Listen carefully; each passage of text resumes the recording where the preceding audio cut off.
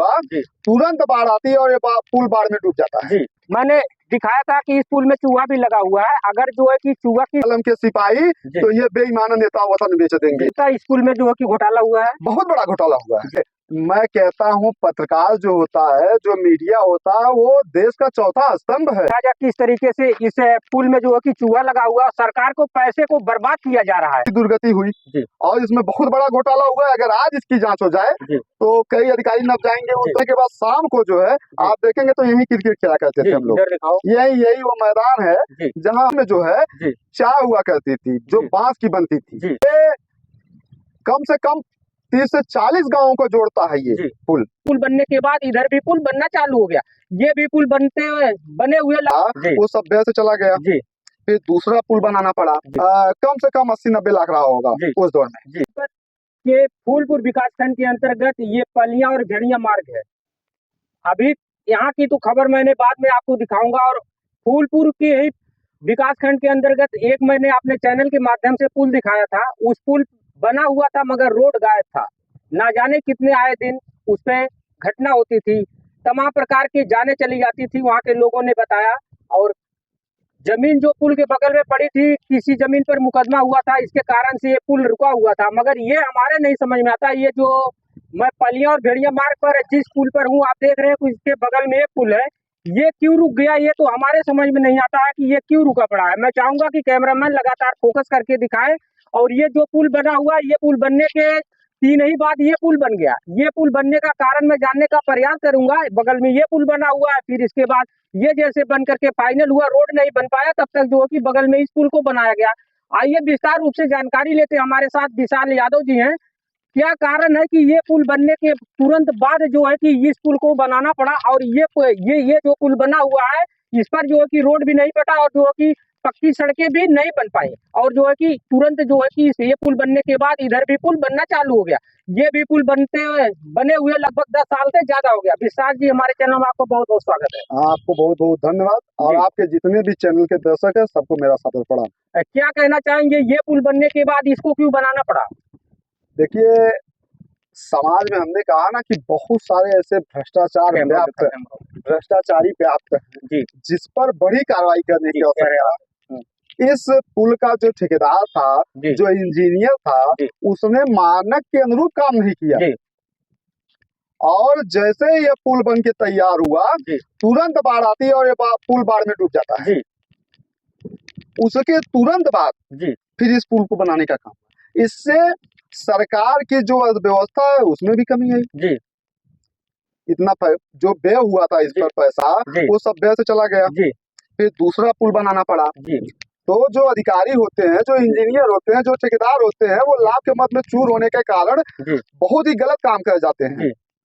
आप देखेंगे कम से कम इसका लागत जो है कम से कम 80-90 लाख रहा होगा उस दौर में।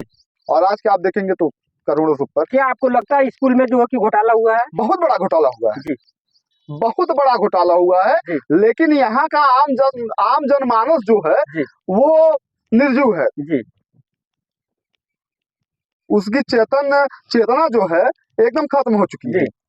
नहीं तो इस पर बड़ी कार्रवाई होती, विधिक कार्रवाई होनी चाहिए थी, मगर कुछ भी नहीं हुआ। कुछ भी नहीं हुआ। किसी ने आवाज नहीं उठाने का काम किया। मैं आपको बता दूं, ये कम से कम 30 से 40 गांवों को जोड़ता है ये पुल। इसके पहले हमारे बचपन में जो है चाय हुआ करती थी, जो बांस की बनती थी। और हमारे गांव के लोग बड़ी मेहनत करते थे, खासकर चौहान समाज के लोग बड़ी मेहनत करके उसको बनाते थे। लोगों का आवागमन बराबर होता था। फिर धीरे धीरे वो चाय खत्म हो गई, फिर उस पे काम करना बंद कर दिया लोगों ने। फिर जब भयंकर बाढ़ आई तो लोगों का आना जाना बहुत दुश्वार हो गया। तो मेरे ही गांव के चौहान समाज के लोगों ने इस पे करा चलाने का काम करते थे। एक खूंटा मजबूत इधर बांधते थे, एक उधर, उस पे मोटी तार जो है वो लगा करके उसमें करा डाल के चला के लोगों को आर पार कराने का काम करते थे। मुझे याद है उस समय मैं विद्यार्थी जीवन में था।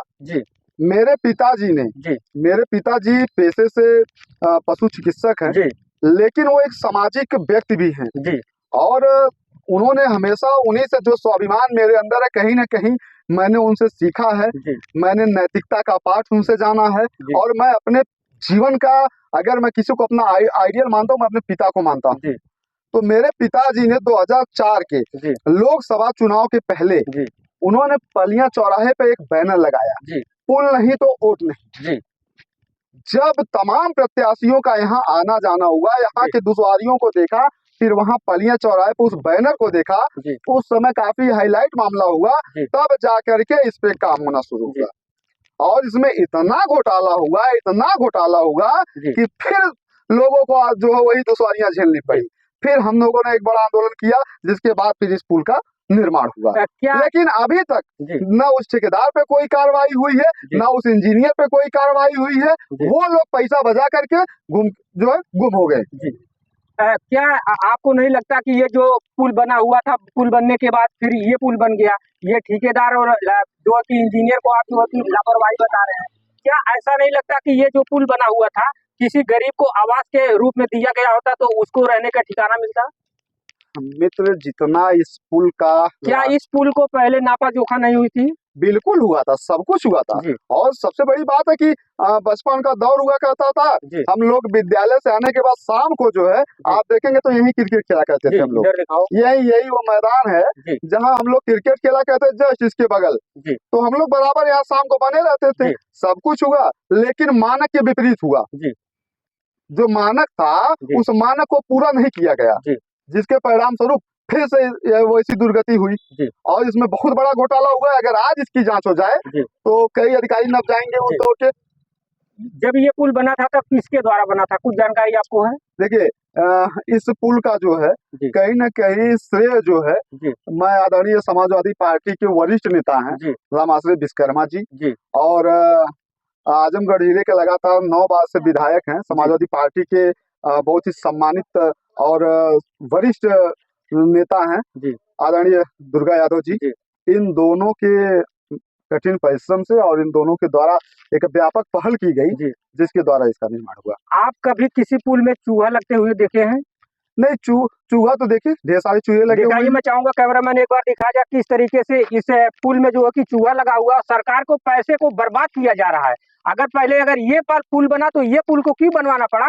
मैं सरकार से सवाल करता हूँ, यहाँ के सांसद विधायक से मैं सवाल करता हूँ कि अगर ये पुल बना तो इसको क्यों बनवाना पड़ा? क्या यह पुल जो है कि पहले इसका नापा जोखी नहीं हुआ, इंजीनियर नहीं आए थे, ठेकेदार नहीं आए थे?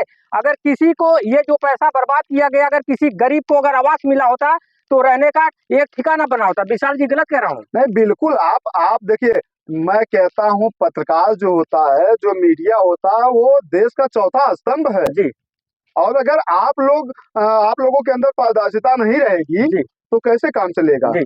गुल बेच देंगे, गुलिस्ता बेच देंगे, जी। चर बेच देंगे, चमन बेच देंगे, जी। ये मुर्दों के सर का कफन बेच देंगे। जी। अगर बिक गए तुम कलम के सिपाही, जी। तो ये बेईमान नेता वतन बेच देंगे। जी। अगर आप लोग मजबूती के साथ अपनी कलम को धा देने का काम नहीं करेंगे, जी। तो यहाँ के भ्रष्ट अधिकारी, भ्रष्ट नेता इस जी। देश को बेचने का काम कर देंगे। आप देखेंगे जिस तरह से पुल को जो है खंजर बना के छोड़ चूहा दिया भी गया, लगा हुआ पुल चूहा में। भी लगा हुआ, देखिए पूरी तरह से और सरकार के पैसों को किस तरीके से बर्बाद किया गया है। डुबोया जा रहा है। बिल्कुल बिल्कुल, कहीं गरीबों के ऊपर ये खर्च किया गया होता जी। तो आज कहीं बात दूसरी 2-3 लोगों को, 4-6 लोगों को आवास मिला होता। 90 लोगों को आवास मिला होता। कम से कम कितना 90 पैसा आप लोगों बता रहे थे इस पुल को, का? कम से कम 80-90 लाख उस समय की लागत इसमें थी। कौन कौन दोषी हैं? इसमें उस समय के जितने अधिकारी हैं, आला अधिकारी, जी। सारे भ्रष्ट हैं। जो इसका ठेकेदार है वो भ्रष्ट है। जी। ये सारे लोग दोषी हैं। अगर इन पे हो सके तो कार्रवाई हो, आप लोग आवाज उठाइए। क्या इंजीनियर इसमें जो है कि नापा जोखी नहीं किया था? कैसे तरीके से पास किया था कि ये बर्बाद हो गया? बिल्कुल किया था। मैंने बताया कि जैसे ये पुल बन के तैयार हुआ, उसके तुरंत बाद जो बाढ़ आई उसमें ये पुल डूब गया। जी। आप लोग को भारी परेशानी होती रही होगी बारिश में? बहुत ज्यादा परेशानी हुई। और मुझे ही नहीं, जी। ये पुल कम से कम, मैं आपको बता रहा हूँ, कम से कम 50 से 60 गाँव को जोड़ने का काम करता है। क्षेत्र के सभी लोगों को जो है बहुत दिक्कतें हुई, बहुत दुश्वारियां हुई। आपने बिहार में सुना होगा, आपके उत्तर प्रदेश के आजमगढ़ में खुद ऐसी जो है कि पुल बने हैं तो रोड नहीं बने, अगर रोड बने हैं तो पुल नहीं बने हैं, अगर पुल बना है तो पुल को चूहा भी खा जा रहे हैं। नहीं, अब देखिए, चूहा तो बहुत कुछ खा जा रहे हैं जी। चूहा अधिकारियों के फाइलों को खा जा रहे हैं जी। जिससे अधिकारी बच जा रहे हैं। जी। तो ऐसे चूहों को मारने की भी आवश्यकता है। तो ऐसे इंजीनियर और ठेकेदार को हमारे चैनल के माध्यम से क्या संदेश देना चाहते हम हैं? यही संदेश देना चाहेंगे, जी। देखिए, ऐसे ठेकेदार अधिकारी नहीं, हम जी। सरकार से निवेदन करना चाहेंगे जी। कि इस पे जो काम हो, जो अधिकारी इस पे अगर उनका पाया जाए कि वो भ्रष्टाचार में लिप्त हैं, नहीं। तो ऐसी कार्रवाइयों की नजीर बने। जी समाज में इन सब चीजों को नहीं आना चाहिए। जी। बिल्कुल।